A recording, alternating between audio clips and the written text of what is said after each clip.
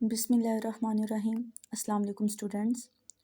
तो आज हम चैप्टर नंबर 1 का साइंस ऑफ बायोलॉजी का एक न्यू टॉपिक स्टार्ट करेंगे। वो जो हमने कल टॉपिक पढ़ा था उसी से रिलेटेड है, ठीक है। Experimental group and control group, ठीक है। सबसे पहले हम थोड़ा सा इंट्रो ले लेते हैं, एक्सपेरिमेंटल ग्रुप और कंट्रोल ग्रुप होता क्या है, ठीक है। एक्सपेरिमेंटल ग्रुप वो ग्रुप होता है जिसमें आप थोड़ी बहुत किसी किस्म की चेंजेस लेके आते हो, ठीक है। वो आपके पास एक्सपेरिमेंटल ग्रुप होता है जिसमें कोई चेंज आए। कंट्रोल ग्रुप वो ग्रुप होता है जो एज इट इज़ रहता है, जैसे वो होता है, ठीक है ना। अब इससे रिलेटेड ये आपका शॉर्ट क्वेश्चन है, ठीक है। तो इसको अब हम देखते हैं, एक्सपेरिमेंटल ग्रुप और कंट्रोल ग्रुप होता क्या है, ठीक है। इसमें आपके पास क्या होता है, जो साइंटिस्ट होते हैं वो क्या करते हैं, एक्सपेरिमेंट को 2 ग्रुप्स में अरेंज कर लेते हैं, ठीक है। साइंटिस्ट क्या करते हैं, एक्सपेरिमेंट्स को 2 ग्रुप्स में अरेंज कर लेते हैं। एक आपके पास होगा experimental group and second one is control group, ठीक है। फॉर एग्जांपल अगर आप लोग एक्सपेरिमेंट करते हो किसी भी टेस्ट के लिए, अब वो एग्जांपल में आप क्या चीज़ टेस्ट कर रहे हो, नेसेसिटी ऑफ कार्बन डाइऑक्साइड, यानी कि इम्पोर्टेंस देखोगे कार्बन डाइऑक्साइड की कितनी है। अब आपको पता है ह्यूमंस के लिए बहुत ज़्यादा इम्पोर्टेंट है क्या, ऑक्सीजन, क्योंकि हम क्या इनहेल करते हैं, ऑक्सीजन, तो हम लोग सांस लेते हैं। इसी तरह से जो प्लांट्स हैं वो क्या लेते हैं, कार्बन डाइऑक्साइड इनहेल करते हैं और उसी के रिजल्ट में फोटोसिंथेसिस का प्रोसेस करते हैं, यानी कि जितनी ज़्यादा कार्बन डाइऑक्साइड होगी प्लांट उतना ही ज़्यादा फोटोसिंथेसिस का प्रोसेस करेगा। और फोटोसिंथेसिस का प्रोसेस जो है आगे से फूड मेकिंग के लिए ज़रूरी होता है, ठीक है। अब देखो सबसे पहले क्या होता है कि आप लोग अरेंज करते हो, आपके पास सबसे पहले क्या है, प्लांट पे ही एक्सपेरिमेंट है, ठीक है। अब आप लोगों ने प्लांट, चाहे वो एक्सपेरिमेंटल ग्रुप का हो चाहे वो कंट्रोल ग्रुप का होता है, लेकिन प्लांट आपके पास सेम होगा। फॉर एग्जांपल अगर आप लोग जिया मेज ले रहे हो, कॉर्न, अगर आप वीट ग्रो करवा रहे हो, या अगर आप लोग राइस ले रहे हो, कोई भी आपके पास प्लांट है, तो एक्सपेरिमेंटल ग्रुप में भी राइस होना चाहिए, कंट्रोल ग्रुप में भी राइस ही होना चाहिए, ठीक है। ऐसा नहीं कर सकते आप लोग के एक्सपेरिमेंटल ग्रुप में आप लोगों ने मेज़ ग्रो करवा दिया और कंट्रोल ग्रुप में आप लोग राइस लगा रहे हो, ठीक है ना। अब आप लोगों को पता चल गया, आप लोगों ने एक्सपेरिमेंटल कंट्रोल ग्रुप में सबसे पहली चीज़ क्या देखनी है, नेसेसिटी ऑफ कार्बन डाइऑक्साइड। उसके लिए आप लोगों ने 2 ग्रुप्स अरेंज कर लिए, that is experimental group and control group.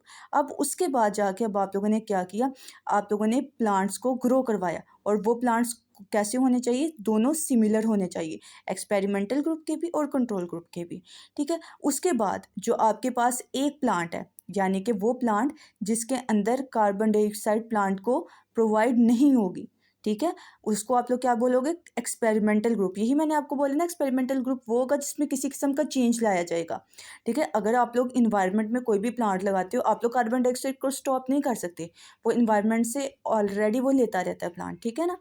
लेकिन जो आपके पास जब आप एक्सपेरिमेंट परफॉर्म करते हो, बाय किसी भी रीज़न की वजह से, किसी भी चीज़ के थ्रू आप लोग उसको क्या करोगे, रिस्ट्रिक्ट करवा दोगे कार्बन डाइऑक्साइड की, कि वो प्लांट तक ना पहुँचे, ठीक है। और जो आपके पास सेकंड ग्रुप होगा जिसको फ्री कार्बन डाइऑक्साइड मिल रही होगी, उसको आप लोग क्या बोलोगे, कंट्रोल ग्रुप, यानी कि उस पर किसी किस्म का चेंज नहीं आया। जैसे प्लांट नॉर्मल यूजुअली ले रहा होता है कार्बन डाइऑक्साइड, वैसे ही अपनी इन्वायरमेंट से क्या करेगा, कार्बन डाइऑक्साइड ले लेगा, ठीक है। अब कार्बन डाइऑक्साइड की नेसेसिटी आपको कैसे पता चलेगी, कार्बन डाइऑक्साइड जो है जितना प्लांट को मिलेगा तो फोटोसिंथेसिस करेगा। अगर फोटोसिंथेसिस नहीं होती एक्सपेरिमेंटल ग्रुप में, क्यों नहीं होगी, अब आपको पता चल गया उधर कार्बन डाइऑक्साइड नहीं है, तो इसका मतलब क्या होगा कि फोटोसिंथेसिस नहीं होगी।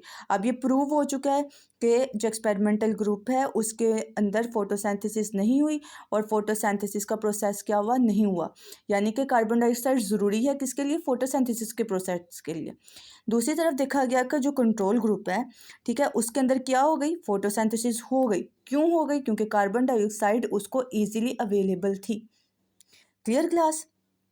इसको थोड़ा सा हम समराइज़ करते हैं। समराइज़ कैसे करेंगे, आपके पास साइंटिस्ट एक्सपेरिमेंट परफॉर्म करते हुए उस ग्रुप को 2 हिस्सों में डिवाइड करते हैं, 2 ग्रुप्स में डिवाइड कर दिया अपने एक्सपेरिमेंट को।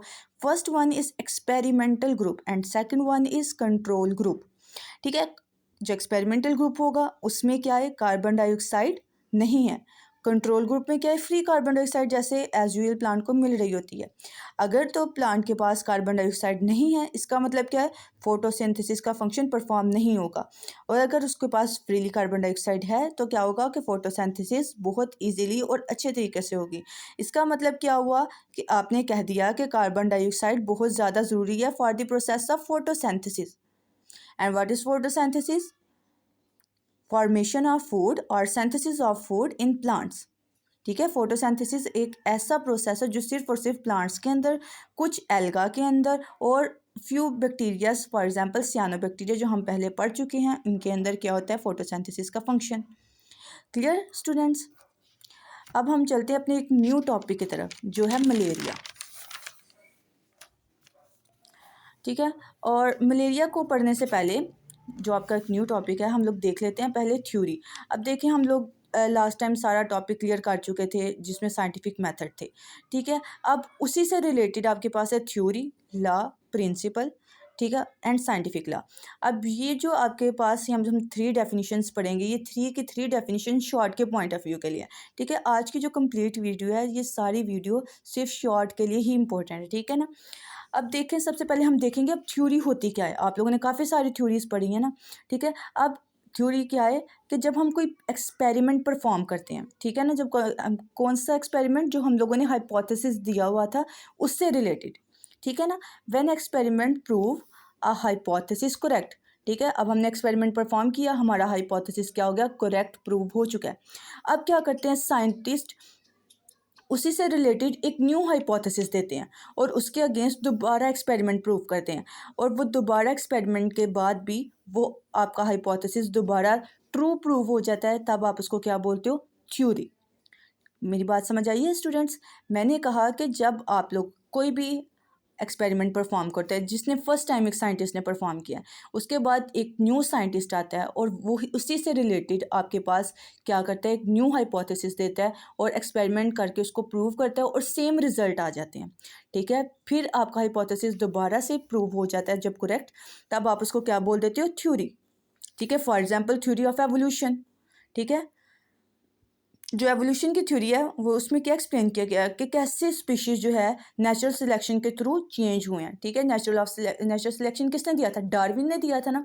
ठीक है, डार्विन की जो थ्योरी थी वो क्या हुई थी, करेक्ट प्रूव हुई थी, लेकिन डार्विन ने अपनी थ्योरी को करेक्ट प्रूव करने से पहले लमार्क की थ्योरी को रिजेक्ट किया था। ठीक है, उसने भी उसी के ऊपर एक्सपेरिमेंट परफॉर्म किया। ठीक है, लेकिन उसने फिर क्या कहा, ये चीज़ रॉन्ग है जो लमार्क ने बताई, और उसने क्या बताया था, लमार्क ने कहा कि जो जिराफ है उसकी नेक पहले छोटी हुआ करती थी, लेकिन उसने क्या किया, जो उसकी नेक थी, उसने प्लांट्स को बहुत बड़े बड़े ट्री से फूड लेने के लिए अपनी नेक को स्ट्रेच किया, जिसके बाद क्या हुई, उसकी नेक जो है वो लॉन्ग हो गई। ये लमार्क ने थ्योरी दी थी। डार्विन से पहले उसकी थ्योरी किसी ने रिजेक्ट नहीं थी, फिर डार्विन आए, उन्होंने कहा कि ये पॉसिबल नहीं है। ठीक है, एवोल्यूशन इस तरह से नहीं होती कि एक कोई भी जो एनिमल है वो स्ट्रेचिंग के बायस उसके बॉडी के अंदर चेंज आना शुरू हो जाए। ठीक है, तो उसके बाद लेकिन डार्विन के बाद कोई भी ऐसा साइंटिस्ट नहीं आया जिसने डार्विन की इस थ्योरी को रिजेक्ट किया हो। तो इस वजह से लमार्क के बाद जो आपके पास थ्योरी प्रूव होके आई वो डार्विन की थी। डार्विन की थ्योरी कौन सी थी, एवोल्यूशन की। ठीक है ना। अब देखें, आपने थ्योरी पढ़ लिया, अब आप लोग लॉ किसको बोलते हो। ठीक है, लॉ एंड प्रिंसिपल, लॉ और ये साइंटिफिक लॉ दोनों सिमिलर है। अब देख लेते हैं छोटा सा डिफरेंस क्या आता है। ठीक है, लॉ में आप लोग क्या पढ़ते हो, एक साइंटिस्ट बार बार कोशिश करते रहते हैं कि जो आप लोगों ने एक बार थ्योरी दे दिया उसको रॉन्ग प्रूव करने की। ठीक है, scientist keep on testing the theory, making new hypothesis from theory and try their best to disapprove theory. Theory is proved again and again by experiment, it become law or principle. ठीक है, अब क्या करते हैं, अब आपके पास theory आ चुकी है, एक साइंटिस्ट ने एक्सपेरिमेंट परफॉर्म किया, उसके बाद आने वाले ने फिर एक्सपेरिमेंट उसी चीज़ पे परफॉर्म किया और सेम रिजल्ट आए, तो वो थ्योरी बन चुका है। अब उसके बाद साइंटिस्ट क्या करते हैं, न्यू साइंटिस्ट आते हैं, वो बार बार उसके ऊपर एक ही तरीके से एक्सपेरिमेंट परफॉर्म करते हैं, और जब वो एक्सपेरिमेंट बार बार परफॉर्म करने के बावजूद भी सेम रिजल्ट आपको देता है, तब वो आपके पास क्या बन जाता है, लॉ एंड प्रिंसिपल।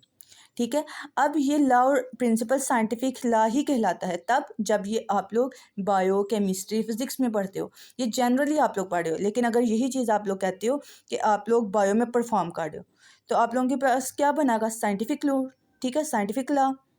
अब देख लेते हैं, scientific law is uniform and constant fact of nature, यानी कि ये नेचर से रिलेटेड क्या होती है, जो सिमिलर रहती है, ऐसा नहीं है कि आपकी जो नेचर है वो चेंज हो जाए।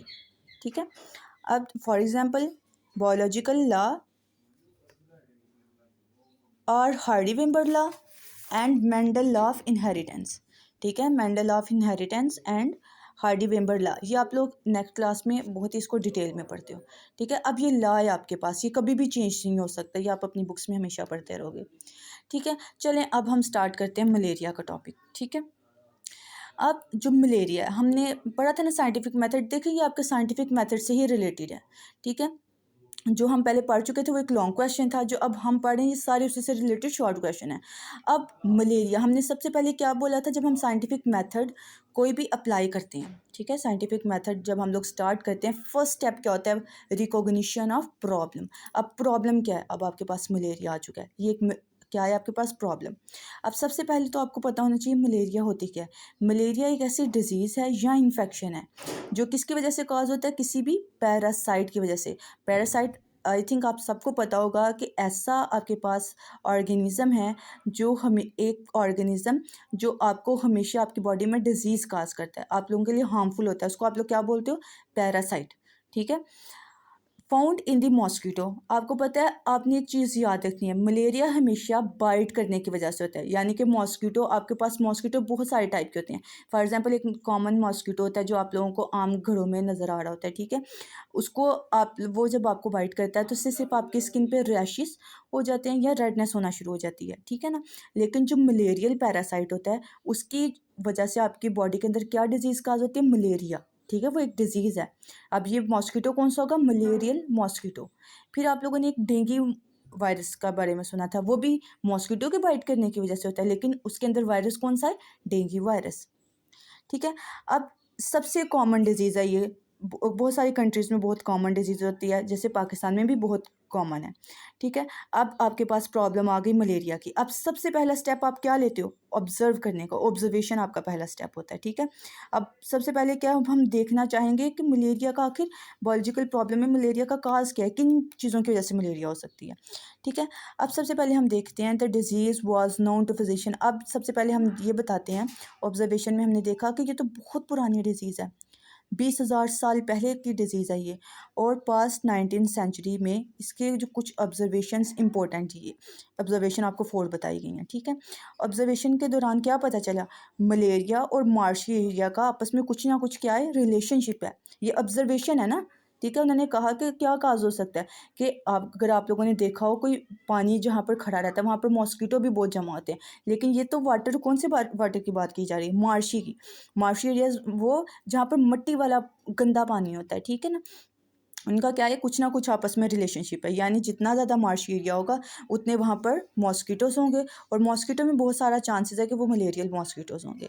ठीक है, उसके बाद सेकंड ऑब्जर्वेशन क्या दी गई, quinine as is an effective drug for treating malaria. और उस दौर में जब वो बता रहे हैं कि ये इतनी पुरानी है, अभी भी इसको यूज़ किया जाता है। ठीक है, क्विनीन एक आपके पास ट्रीटमेंट है, ड्रग है, मेडिसन है। ठीक है, वो किसके लिए, क्विनीन किसकी डिजीज़ आपके पास क्योर है, मलेरिया का। ठीक है, क्विनीन एक ऐसा ड्रग है जो कहाँ से आपको मिलता है, लास्ट बुक जो आप लोगों की पुरानी बुक थी उसमें लिखा हुआ था कि सिंचोना प्लांट, एक प्लांट का नेम है सिंचोना ऑफिसिनेल्स। ठीक है, इसका कंप्लीट साइंटिफिक नेम क्या है, सिंचोना ऑफिसिनेल्स। उसकी बार्क में से, यानी कि जो स्टेम होती है ना, टहनी, उसके अंदर से एक ड्रग मिलता है साइंटिस्ट को, दैट इज़ कॉल्ड क्विनीन, और ये क्या है, रेमेडी है, क्योर है किसका, मलेरिया का। क्लियर। अब ये शॉर्ट क्वेश्चंस ऐसे ही आ सकती है, मलेरिया क्या है आपके पास, काज ऑफ मलेरिया में आपसे पूछी जा सकती है 4 मेजर ऑब्जर्वेशंस क्या है मलेरिया की, तो आप लोग ये 4 मेजर ऑब्जर्वेशंस बता सकते हो। ठीक है, 2 हम पढ़ चुके हैं, नेक्स्ट 2 अब हम पढ़ते हैं। ठीक है, third one is drinking water of malaria does not cause malaria. ये मैं आपको पहले बता चुकी हूँ कि आप लोगों ने ये चीज़ याद रखनी है, मलेरिया हमेशा बाइट करने की वजह से होता है। ठीक है, ऐसा नहीं है कि आप लोग वो मार्शी एरिया का गंदा पानी पीते हो। ठीक है, कुछ इलाके होते हैं वहाँ पर पानी इतना क्लियर साफ़ नहीं होता, लेकिन पानी गंदा पीने से कभी भी आपको मलेरिया नहीं होता। मलेरिया हमेशा बाइट करने की वजह से होता है। ठीक है, नेक्स्ट अगर हम देखें, आपके पास पॉइंट है Plasmodium. Plasmodium was seen in the blood of malarial patient. जिस तरह से डेंगू वायरस, ठीक है, मॉस्किटो में प्रेजेंट होगा तो वो कौन सा वायरस होगा, डेंगू वायरस। ठीक है, डेंगू मॉस्किटो। अब जो आप लोग पढ़ रहे हो मलेरिया का मेन रीज़न क्या है कि वो मलेरिया काज करता है आपकी बॉडी में, वो है प्लाज्मोडियम। ठीक है, प्लाज्मोडियम ब्लड में होना चाहिए मलेरियल पेशेंट के। तो ये क्या चीज़ आपके पास हो गई, ये ऑब्जर्वेशन है। उन्होंने कहा कि हमने देखा है कि एक न्यू चीज़ है पेशेंट्स के ब्लड में जिनको मलेरिया हो चुका है, और वो नई चीज़ क्या थी, उनकी बॉडी के अंदर प्लाज्मोडियम था जो कि डिवाइड होना शुरू हो गया था। ठीक है, अब ये बात किसने बताई थी प्लाज्मोडियम के बारे में? 1878 में एक साइंटिस्ट, एक फिजिशियन थे, लेवरन। ठीक है, उन्होंने कहा कि हम लोगों ने माइक्रोस्कोपिक स्ट्रक्चर या कोई माइक्रो ऑर्गेनिज्म देखा है मलेरिया के पेशेंट के अंदर। ठीक है, माइक्रोस्कोपिक स्टडी के बाद पता चला कि कोई एक माइक्रो ऑर्गेनिज्म है जो मूव करता हुआ नज़र आ रहा है गट में। ठीक है, किसके गट में नज़र आ रहा है, किसके स्टमक में नज़र आ रहा है, पेशेंट के। ठीक है, और वो कौन सी चीज़ थी, और उसके बाद लेवरन ने उसको क्या नेम दे दिया, प्लाज्मोडियम का, जो कि क्या काज करता है, मलेरिया। आई होप इतना आप लोगों को समझ आ गया। ठीक है ना, प्लाज्मोडियम क्या है, मलेरिया काज करने वाला माइक्रो ऑर्गेनिज्म है। ठीक है, अब ये आपकी ऑब्जर्वेशन यहाँ तक आपकी कंप्लीट हो जाती है। ठीक है, नेक्स्ट आपके पास बात आती है हाइपोथेसिस। अब इससे रिलेटेड आप एक फर्जी स्टेटमेंट देते हो कि आपके पास जो प्लाज्मोडियम है वो आपने क्या कह दिया, ये काज है मलेरिया का। ठीक है, उसके बाद डिडक्शन क्या है, उसका रिजल्ट ऐसे ही था ना, रिजल्ट हमने कहा था डिडक्शन होता है। अब इस प्लाज्मोडियम में आप लोग डिडक्शन में क्या पढ़ते हो, इफ़ देन हाइपोथेसिस को स्टडी करते हो। तो उन्होंने कहा अगर तो मलेरिया काज है, ठीक है ना, प्लाज्मोडियम अगर काज है मलेरिया का, मलेरियल पेशेंट में, तो फिर प्लाज्मोडियम ज़रूर प्रेजेंट होना चाहिए पेशेंट के ब्लड में। ऐसे ही है ना कि अगर आप कहते हो ना कि प्लाज्मोडियम किसका काज है, मलेरिया का, तो जो पेशेंट है मलेरिया के, उनके ब्लड में टेस्ट के बाद प्लाज्मोडियम होना चाहिए। ठीक है, अब रिजल्ट यहाँ तक कंप्लीट होता है। उसके बाद अब ये डिडक्शन आपका हाइपोथेसिस का रिजल्ट था। अब आप एक्सपेरिमेंट परफॉर्म करने लगे, उसके बाद आप क्या दोगे, रिजल्ट। एक्सपेरिमेंट आपने परफॉर्म किया, आप लोगों ने एग्जामिन किया, 100 सैंपल लिए, आप लोगों ने ब्लड सैंपल लिए 100 पेशेंट से, मलेरियल पेशेंट से, और 100 ही आप लोगों ने ब्लड सैंपल लिया हेल्दी पर्सनस का। फिर उसको माइक्रोस्कोप के अंदर स्टडी किया कि इनके जो ब्लड है उसके अंदर प्रेजेंट है प्लाज्मोडियम या नहीं, कि आप लोगों ने जो हाइपोथेसिस दिया था, उसका जो डिडक्शन निकाला था, वो ट्रू साबित हो चुका है या नहीं। ठीक है, उसके बाद आपका रिजल्ट आता है। जब आप लोग 100 सैंपल्स को स्टडी करते हो, तब रिजल्ट आपके पास क्या आता है, most of malarial patient has Plasmodium in their blood. ठीक है ना, जो मलेरियल पेशेंट थे, बहुत सारे पेशेंट्स के अंदर प्लाज्मोडियम मौजूद था। लेकिन उन्होंने कहा कुछ ऐसे भी हेल्दी पर्सन थे जिनके ब्लड में प्लाज्मोडियम मौजूद था, लेकिन उसने अभी डिजीज़ काज नहीं थी की। चलें, इसका भी आपको पीछे से लॉजिक बता देती हूँ कि ऐसा क्यों है कि हेल्दी पर्सनस में भी प्लाज्मोडियम मौजूद हो, लेकिन उनके अंदर वो मलेरियल पेशेंट भी ना हो। अब देखें, बहुत सारे जैसे हेपेटाइटिस की कुछ डिजीज़ होती हैं, उसमें सम टाइम ऐसा होता है कि जो वायरस है ना, हेपेटाइटिस वायरस, वो आपकी बॉडी में तो एंटर हो जाता है, पर वो रेप्लिकेट नहीं करता। जब तक कि वो रेप्लिकेट नहीं करेगा, तब तक आपकी बॉडी के अंदर डिजीज़ काज नहीं होगी। उसको जब तक आपकी बॉडी के अंदर फेवरेबल कंडीशन नहीं मिलेगी कि वो रेप्लिकेट करे, डिवाइड करे।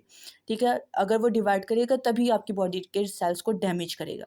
ठीक है ना, अब यहाँ पर देखें, ये जो हेल्दी पर्सन्स थे, ये मलेरियल पेशेंट्स थे, ये दोनों वो पर्सन्स थे जो सारे रहते तो एक ही इलाके के थे, लेकिन क्या था, कुछ को मलेरिया हो चुका था, डिजीज़ शो हो चुकी थी, कुछ को नहीं थी। ठीक है ना, अब देखें, अब रिज़ल्ट क्या हो चुका, प्रूव आपका ट्रू, कि प्लाज्मोडियम आपने कहा क्या है, मलेरिया का काज है, अब वो क्या हो चुका है, आपके पास ट्रू प्रूव हो चुका है। ठीक है, अब इसी टॉपिक से रिलेटेड कुछ ब्लॉग्स ज़रा हम उनको स्टडी कर लेते हैं, क्योंकि ब्लॉग्स आपके एमसीक्यूज़ के लिए मोस्टली इंपॉर्टेंट होते हैं। ठीक है ना, एक ब्लॉग में आपका बताया हुआ है कि जो मलेरियल पेशेंट है, ठीक है, वो आपके पास क्या है, एक्सपेरिमेंटल ग्रुप, क्योंकि उसमें क्या आ रहा है, चेंज आ रहा है। प्लाज्मोडियम एक नॉर्मल पर्सन की बात नहीं की जा रही, ऐसा पर्सन है जिसकी बॉडी के अंदर प्लाज्मोडियम एंटर हो चुका है, और उसने उस पेशेंट के अंदर क्या डिजीज़ काज की है, मलेरिया। ठीक है, हेल्दी पर्सन आपके पास क्या है, कंट्रोल ग्रुप, क्योंकि हेल्दी पर्सन के अंदर किसी किस्म की अभी तक डिजीज़ शो नहीं हुई, और उसको आप लोगों ने मलेरिया पेशेंट का नेम भी नहीं दिया। ठीक है, सेकंड ब्लॉक है आपके पास कि ह्यूमन की हिस्ट्री में बता रहे हैं कि मलेरिया की वजह से बहुत सारे पेशेंट्स जो हैं वो किल हो चुके हैं अदर एनी डिजीज़, यानी कि मलेरिया एक ऐसी डिजीज़ है जिसने बहुत सारी जो है किल यानी कि डेथ रेट को इंक्रीज़ किया है दैन एनी अदर डिजीज़। ठीक है, उसके बाद ये आप लोग पहले पढ़ चुके हो, मैंने आपको बता चुकी हूँ कि क्विनीन सिर्फ रेमेडी है मलेरिया की 17 से लेकर 20th सेंचुरी तक, यानी कि क्योर क्या है मलेरिया का, क्विनीन, जो आपको किससे मिलता है, सिंचोना ऑफिसिनेल्स प्लांट से मिलता है। आई होप स्टूडेंट कि आपको आज का सारा टॉपिक क्लियर हो चुका होगा। तो आज के लिए इतना ही काफ़ी है। अल्लाह हाफिज़।